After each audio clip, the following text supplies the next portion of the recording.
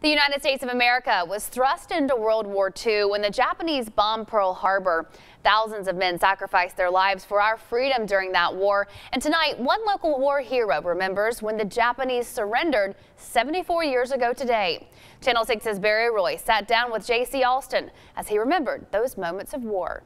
Good evening to you, Leslie. The moments of December 7th, 1941 will forever be remembered as one of the worst days in our history. But one local man relishes in the moment that the Japanese surrendered and World War II was over. I was getting relieved from watch to go eat breakfast,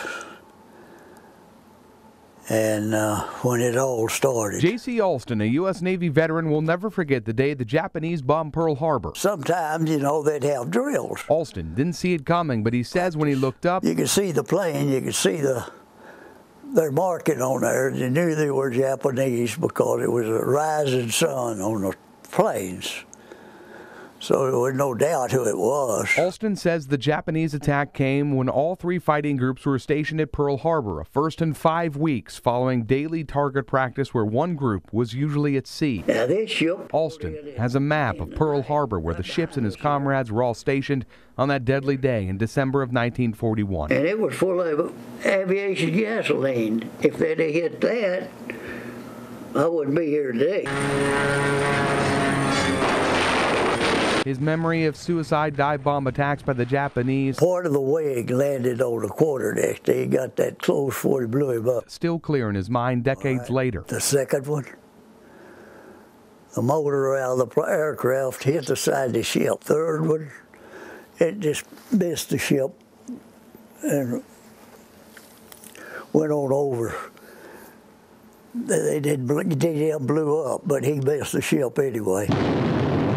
Fast forward 3 years and 8 months from the attack on Pearl Harbor, the United States dropped the first atomic bomb over Hiroshima, August 6, 1945. The rest of the stuff was flat, burned up. 3 days later, they told them what they're going to do. The second bomb over Nagasaki was unleashed. The Emperor said they're going to ruin our country. We got to give up. August 15, 1945, VJ Day, 1,348 days after Pearl Harbor, the war was finally over. When you fight a war, you don't know if you're going to get killed today, tomorrow, or maybe not get killed at all, or what. At least you knew there was safety there as the war ended. And with all his memories, what he's witnessed, would this 96-year-old war hero change a thing? I'd still do it.